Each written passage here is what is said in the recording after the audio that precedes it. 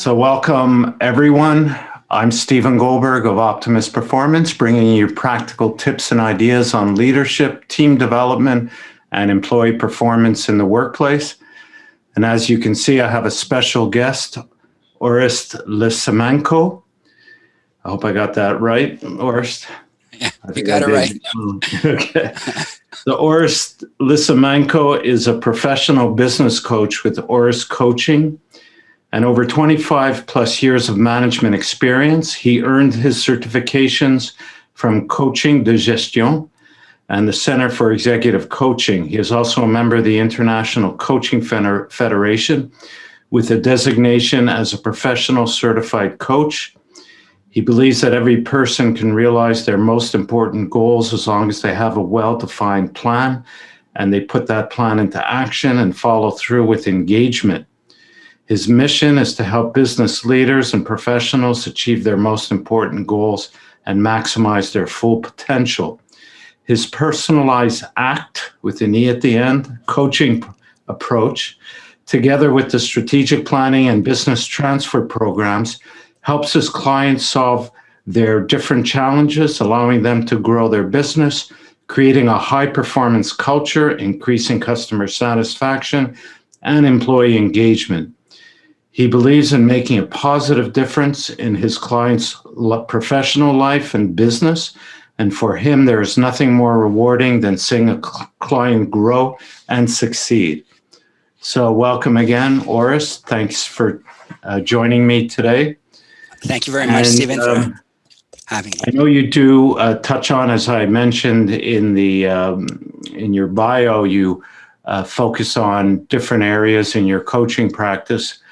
And today I want to concentrate more on the strategic planning part, because I think that's a really important thing to do for all businesses of all sizes, especially small and medium-sized businesses.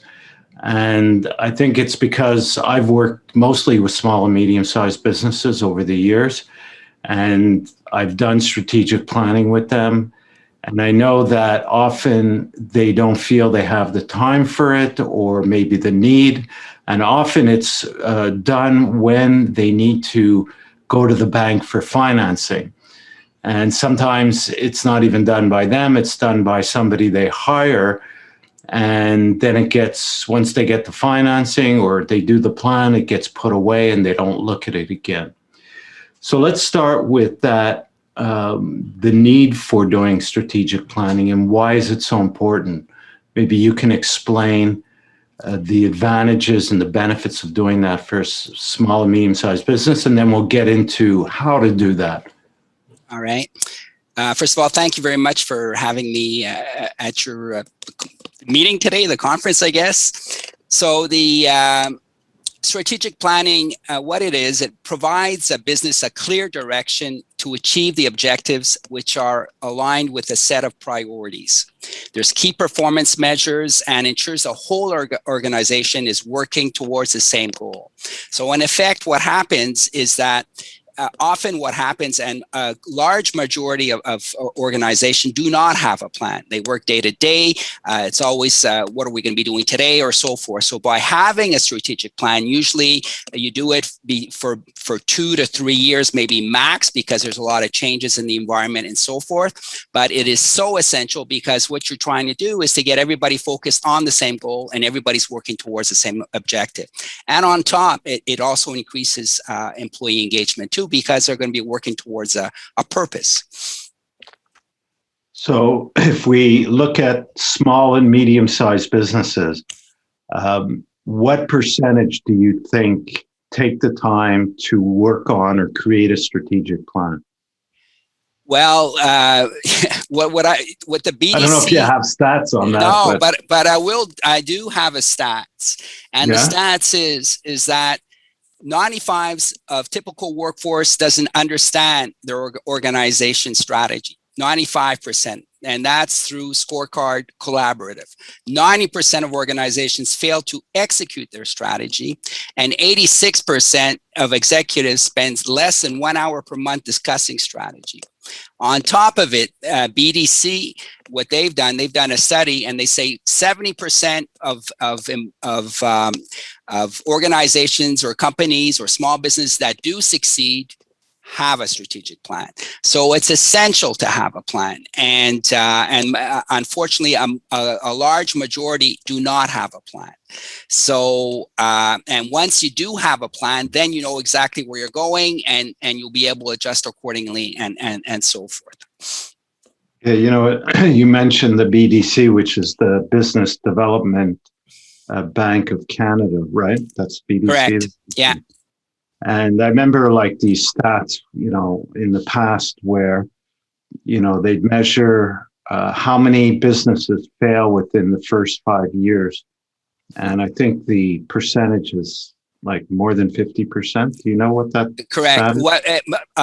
More than 50%. And the reason being is that they don't have a plan, right? So they open up, they start, they try and get clients and so forth, but there's no sense of direction. There's no organization. Everybody's not working towards the same goal. And there's no key strategies, strategic objectives. And usually what it starts with, and what maybe we'll discuss this, you need to have a good foundation. And the foundation, you start with your mission, your purpose, your why, your vision, where do you want to go, and your values, your core beliefs, your values. And a lot of organizations don't even have that. So can you imagine, if you don't even have a good foundation, how can you grow the business? So, and with the strategic, building a house, right? That's correct. And the strategic plan, that's what helps you build the business. That's basically what it is.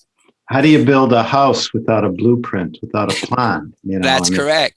And without a foundation. Right? Oh. And without a foundation, right? Yeah, without a foundation. Yeah. So, it's a management issue. Why most businesses fail within the first 5 years, and you know, I guess, you know, if you don't have a plan and work the plan, so it's going to affect your finances. It's going to affect how you operate, how you acquire clients. So it's really a management issue. It's a general term, but let's talk about, I was thinking while you were speaking, what are some of the symptoms that come out of not having a strategic plan? What do we see going on in the business at all levels, I would say, so that maybe people listening to this can identify and see the strategic plan as a solution? Yeah. So, and what I see in organization, and what I'm working with a lot of organization, and that's exactly what we do, is we set them up, because what they do today is everybody's working on a day-to-day basis. That's what's going on. So if we get a new customer, we get a sale, let's make more calls, let's go attract more clients, but there's no, where do you want to go? Where do you want to take your business to? Where do you see your business in 2 or 3 years? Where do you see the revenues being at? Where do you see how many employees you want to have? Which market do you want to go at? And so forth. So there's a lot of questions when we do a plan, is that we do a lot of analysis. We look at the situation, the current situation, at what it is right now. We look at the big picture. And then after that, what we do is we set up priorities where we want to go. And then we set up key performance indicators, which is all aligned with everybody. So, and basically that's it. So your question, those that do not have a plan, they're just working day to day. Basically, that's what it is. So they don't have a vision. They don't have a place where they want to go. It's like we're driving to Vancouver, but we don't have a path to get to Vancouver. We're just driving to get there. We don't have a deadline. We don't have a so forth. So I guess a trip to somewhere is a good example. Is if you're going to drive a long distance to some place that's going to take several days or weeks even. You start with the plan. You first of all, you know the destination you want to get to, why you want to get there, and where you're going to stop along the way, how much money you need, how much food you need. It's a good analogy, I guess, of doing a strategic plan. A very simple analogy. Mm-hmm. And also even during COVID, where we are right now, that plan could be adjusted too, right? Because things happen. So how do we adjust it to continue where we're going?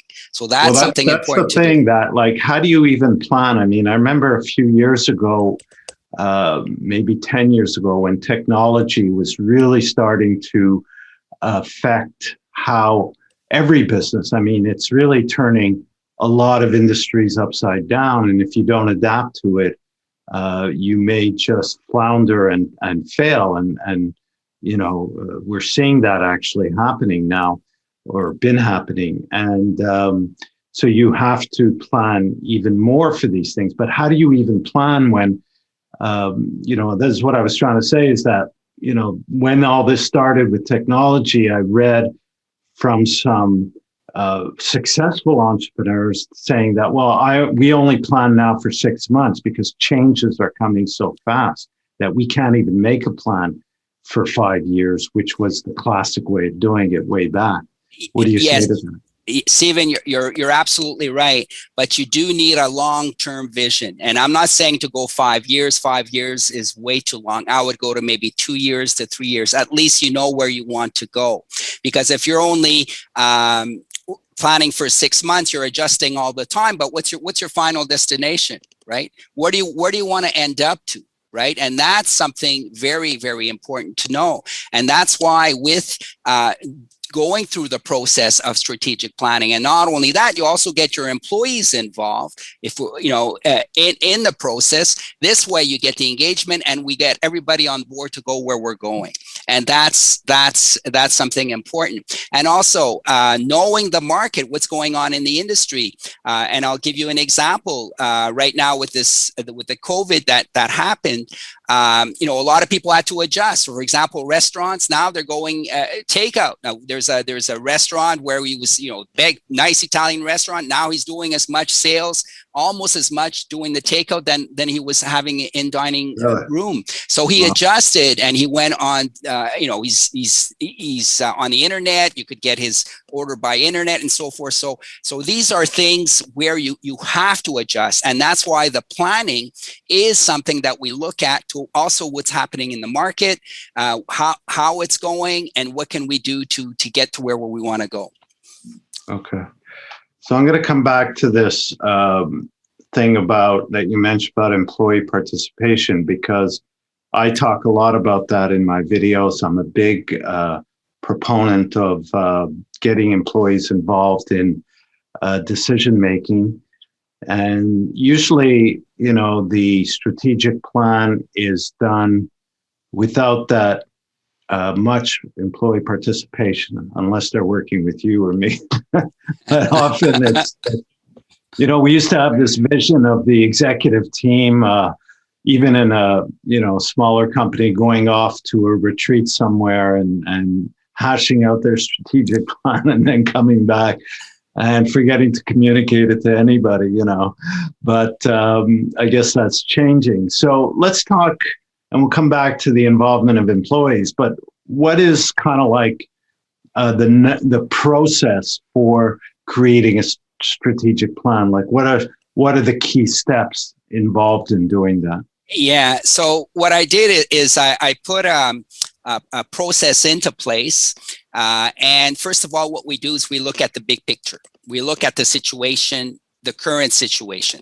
The first thing is we will look at the mission. What's the mission of the business? What's the purpose? What are they? You know, why do they exist? And for your viewers, what I would recommend, if they have a chance, is to go see Simon Sinek's video on, it's called How Great Leaders Inspire. I think as of today, they had over 55 million views. So those that are listening, I would strongly recommend to go see that video, because it will give you the reason, the why. Why are you in business? And then after that, what we would look at is the values. What are your core values? Why, which are very important, your guiding principles as we discuss. And then after that, we would see where the vision, where do you want to take your business? So like I mentioned before, those are your three fundamental, it's the foundation of your business.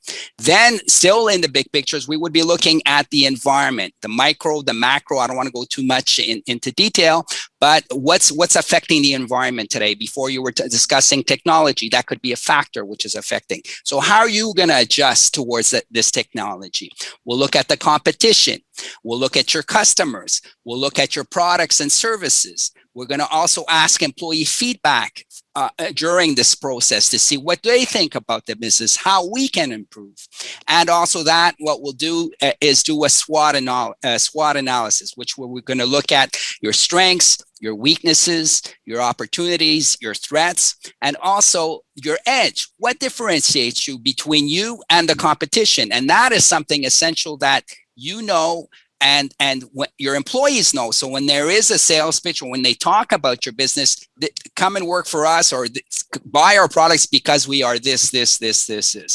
And then after that, we would set up 3 sets of strategic objectives, not 5 or 6 or 7 or whatever. You bring it down to 3. And then what I do when I meet with the clients, when we do this together, then we would take the 3 strategic objectives, we would bring them down to the staff, and we would ask them, how do you think you should contribute? Or what do you think we should be doing towards these objectives? For example, one could be employee engagement. It could be whatever it is, depending what we decide what's most important for the business. And then we would bring it back. And then after that, we would set up alignment and accountability, and then the execution. And by the way, Stephen, like you were mentioning, most of the plans fail is because of the execution. They would take the strategic plan, they would put it on the shelf, and they would forget about it until next year and let's do it. So what I do with the management team and the CEO is that every time they have a management meeting, they pull out the strategic plan, and there's key performance indicators, there's accountabilities, who's responsible, so everybody's going to be reporting on what they're responsible for to get where we're going. So there's a follow through, which is great. Yeah. No, that's key, because it's really easy to just go back to your habit of the way you function. Like you said, most companies function day to day without a plan. And even if they make a plan, they function so long just day to day that it's easy to slip back. So they really need somebody to champion that, whether it's in the organization or outside of the organization, and schedule the meetings to review and discuss progress. And that can be done internally or with an external coach, I guess, as well. Yes, right? Yes. And you're so right. And you need to have accountability for it, right?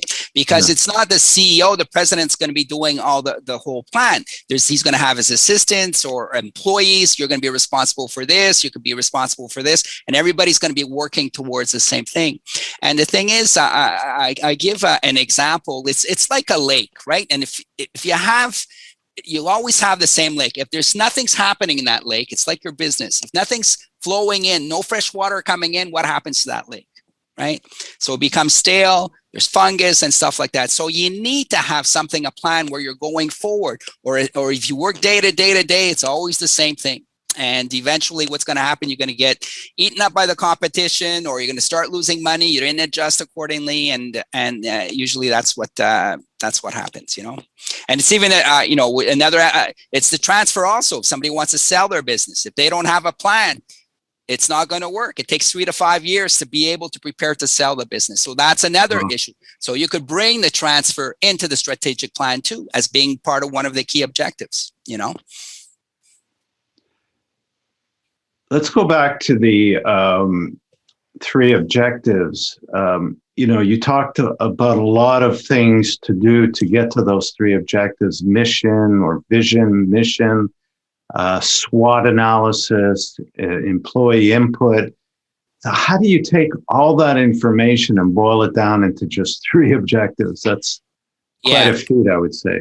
Quite a lot of processing of things. Great question. And that is the most hardest thing to do, is to determine what would be the 3 strategic objectives, because I had a very large company where we had a meeting and we were with all the CEO and the vice president, CFO, and everybody, the vice president of sales and everything. So everybody had their own thing that we should have done. But what we arrived to is 3 objectives which will make the company grow. And we always have to be thinking, what's the best for the company? Where do we see the company? And it's got to be in line with the vision. Whatever the company wants, if we want to be here in 2 years and 5 years, we want to be there. If that's where we want to do, what are the 3 strategic objectives that we have to do to get us there? So it could be improving the infrastructure. It could be improving, going to a different market. It could be whatever it is, depending what it has to be in line with the core, with the objective. So usually it comes down easily. And what happens is that when you do the strategic objectives, you make action plans for every single strategic objective. So one of the large objectives could become a sub objective for that large strategic objective. And when we do the action plan, just to let you know, we have the accountabilities, we have a start date, we have a finish date, and what kind of results we're looking for. And those management meetings that we have every single month with the management, we follow through to see how everybody's progressing. That's the beauty of it. Can you give an example of a company? You don't have to give names, but somebody or some company that didn't have a plan that brought you in to help them with the plan, and what was that process like for them, and what was the before and after type of situation? How did it turn out? And maybe what were some of the objectives? I'm asking you a lot of. Let's start with, the before and after. What was the situation? Okay. So the before, the company was in the service industry. Anyways, they were in the industrial service, and they were losing money. Okay. It was a small business. They were losing money. Like how many employees when you say small business? They would have maybe 15. It's not big. I don't know. Well, is that it? Yeah, it's 15, 20 employees, I guess. Yeah. And what happened was we got together, and the key is to get together with the management team. And what we're doing, and we're still working at it, we turned the situation around. So what we were able to do is to look at what's the reasoning. First of all, before we did the plan, we did a sort of assessment to see why are we losing money. That's the first thing we got to do. We can't start doing a plan without knowing where we're at right now. And then after that, once we found out where we're losing the money, then what we decided to say, okay, we want to increase sales by so much. We want to increase profitability by so much. What has to be done? So one of the things had to be the operations. How do we make the operations more efficient? We had to look at all the product. One of the aspect is looking all the products, what we're selling. Is there enough margins on them? Are there not enough margin? Looking at the customers. Are they profitable, the customers? Are they not profitable? Looking to see for the suppliers, which type of suppliers are they getting? Are they able to get terms and so forth? So that was to increase the sales. And also another objective was to increase employee engagement. Well, for them, that was something essential too. So the training also. And the third one, which is nice, is that eventually what's going to be happening is the owner is going to be retiring. So there's going to be sort of like a management buyout that's going to be buying out. So we chose 3. As you could see, he wants to retire within the next 5 years. But that's one of the strategic objectives going to stay there. But eventually we're working towards that. So that means we're going to have to be training the management and so forth to be able to take over as owners. So that is, it's an example where we did it. And so we chose the 3, we're doing action plans for each one, and we're working towards it. And that's so this is in progress. It's in progress. Yeah, it's in progress. Another company, which is a larger company, we did 3. The company was also they turned the situation around. They got the whole management involved in it, and their management, the meetings that I was telling you about, they're having monthly meetings on where they're at, where they're going, and so forth. So so basically, that's what it is. So. And like these 2 examples, so what was your role in the whole thing? I guess, I'm asking a question I kind of know. You're the facilitator. Yeah. But do you usually, once you have the strategic plan set in writing, do you usually run the follow-ups, or do you try and get them to, become responsible and accountable to do that on their own? Because you can't stay there forever, right? And that's correct. So, for example, for one company, we did the strategic objectives, we did the action plans with the KPIs. They're on their own. I didn't have to follow through because I know the owner, and there's a follow through definitely. The other one I'm following through because it's sort of a new company for them. They've never done that before.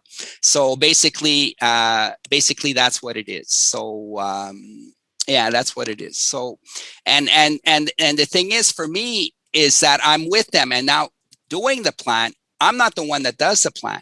They're the ones that do the plan. They're the ones that choose the strategic objectives. They're the ones that decide the action items to decide. So it's completely different than a consultant coming in. Here's your plan and work it. Whereas what I do is completely different. Is I get them involved in the plan, and of course, and once the buy-in is in and the staff. It's great. And for example, one of the businesses, they've never had a staff meeting before. So what they did is they explained to them, here are our 3 strategic objectives. How do you think we could contribute for them? And they discuss their mission, their vision, their values. The staff didn't know about it. They didn't even know what it was. Can you imagine?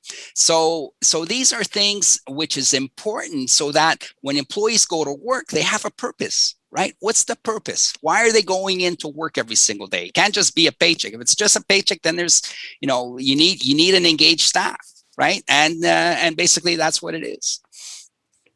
What was the result of that in terms of employee impression? Were you able to see how it unfolded with the employees from their perspective once they got an understanding of what the company was the direction of the company, and being better informed? How did it affect them in their performance? And one of the key performance indicators is you measure it. It's a turnover, right? Employee turnover. So every time there's employee turnover, as we know, it's very expensive for the company, right? So by our measurement was that there was less turnover, and they stay on, and we put the evaluation reports are there. It's based the 4 sectors were based on one of them was the mission, based on the values. Are they respecting the values? Of course, you have the sales and everything, the operations and so forth. But the thing is, which is very important, is that they know where the business is and where the business is going. And one of the business where they had a lot of amount of employees, the president, he communicates them on a monthly basis. So he sends out sort of like a newsletter saying this is where we're at, this is where we're going, and so forth. And time to time they would do a Zoom meeting, but I mean there's a lot of employees, it's much more difficult, but it would go through the management and then they would bring it down. So everybody knows where they're at, where they're going, and so forth. That's why it's so essential to have that plan, so that people know where they are, where they're going, and they're part of it. And that's part of engagement, right? It's part of engagement. It's interesting. I'm, visualizing the nightly news, especially today we watch the nightly news to get wind of what's going on with COVID or in different parts of the world. How are things being affected? So we stay in touch. And yet, in a lot of companies, people go to work every day and they don't know the state of affairs of the company or, how things are going. And this can create a lot of anxiety, or people can make up rumors of how things are going because they lack information. So they guess, and maybe they misinform themselves. And that can be very dangerous, I think. It can be. And that's why it's very important that the management team, and I'm not, is very close to their employees, right? And that they have these one-on-ones with them, or these touch bases, specifically during these COVID times, because everybody's on Zoom or whatever. It's time to time. It's just to give them a call and see how you're doing, right? How was your week, And often everybody's left on their own, and they have to produce the results and so forth, which is normal.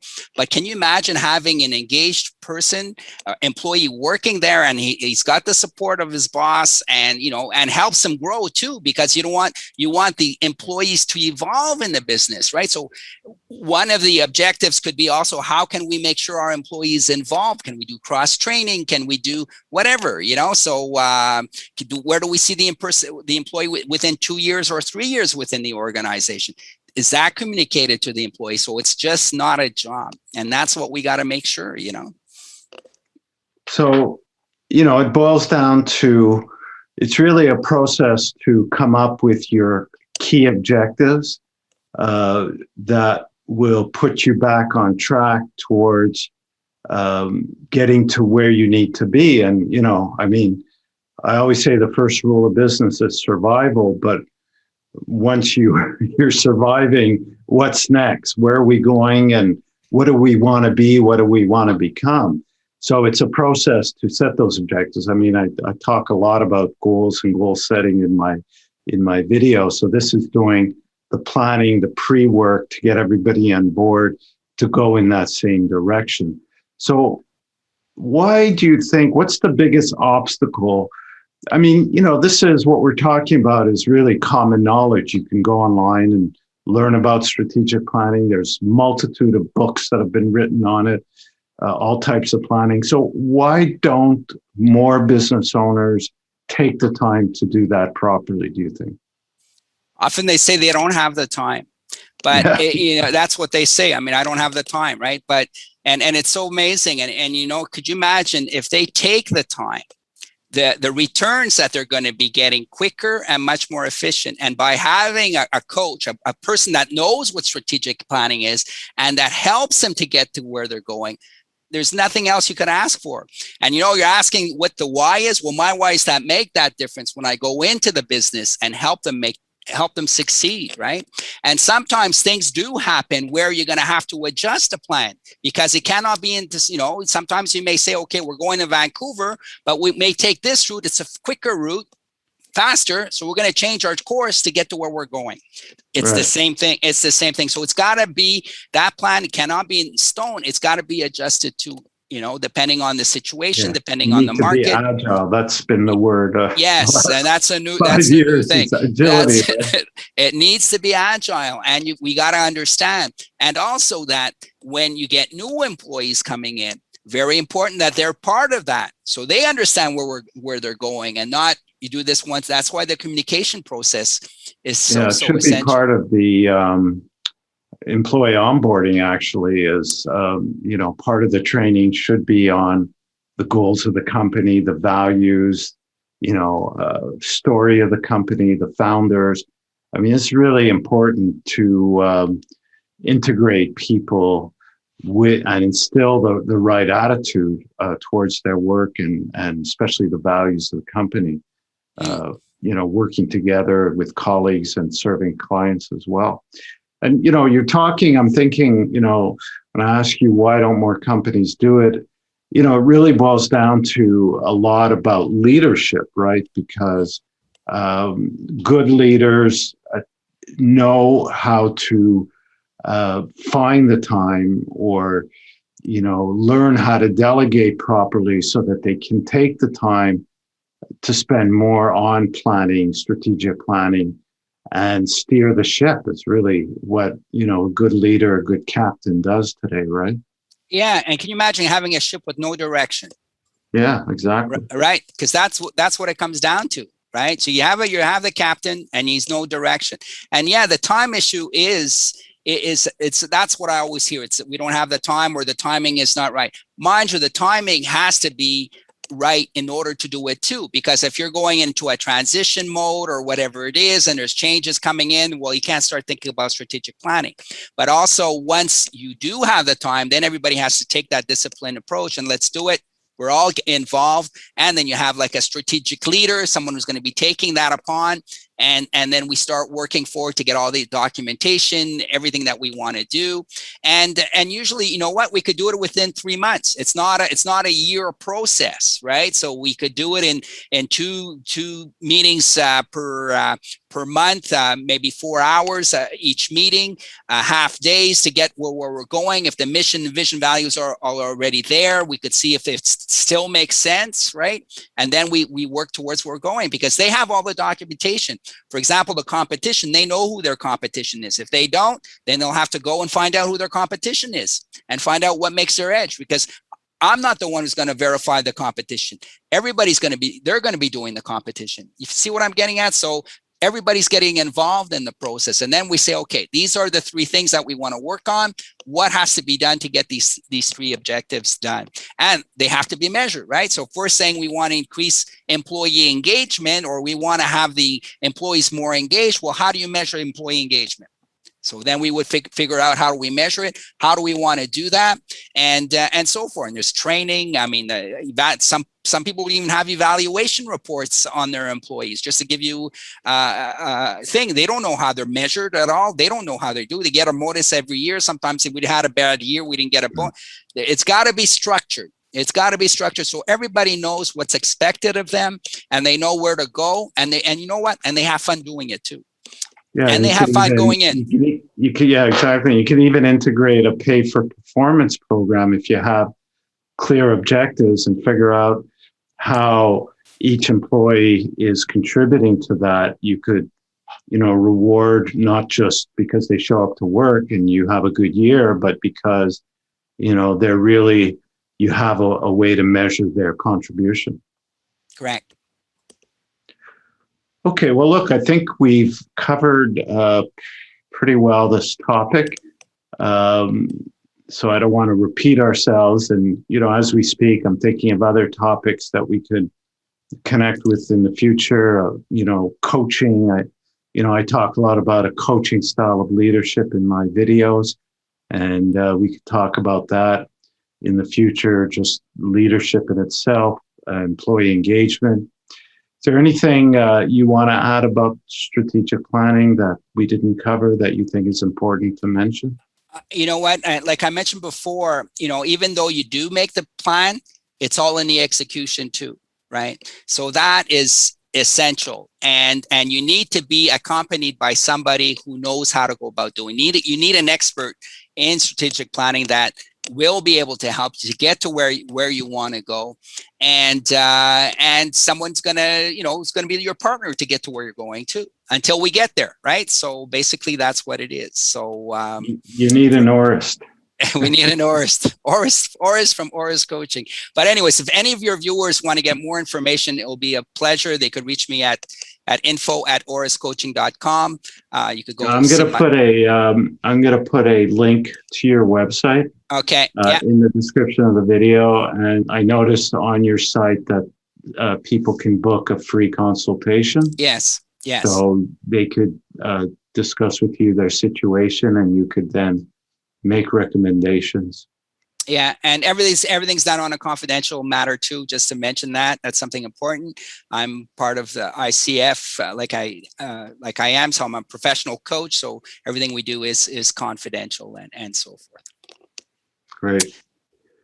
Well, that's fantastic. Thank you, Orest. Again, I'll put links to where you can reach Orest if you'd like to learn more about his strategic planning or other services. And for those joining for the first time, I recommend that you subscribe to the channel, that you turn on notifications. I have a lot of videos that you could check out on goal planning. There's actually a whole playlist. There's also articles in the blog section of my website. You could download a goal planning form for free. I have other tools as well that you could download, templates and worksheets. So thank you everyone for listening. Thank you again, Orest. It's been a pleasure talking to you. Yeah, thank you very much. And we'll talk again soon. Yeah, thanks.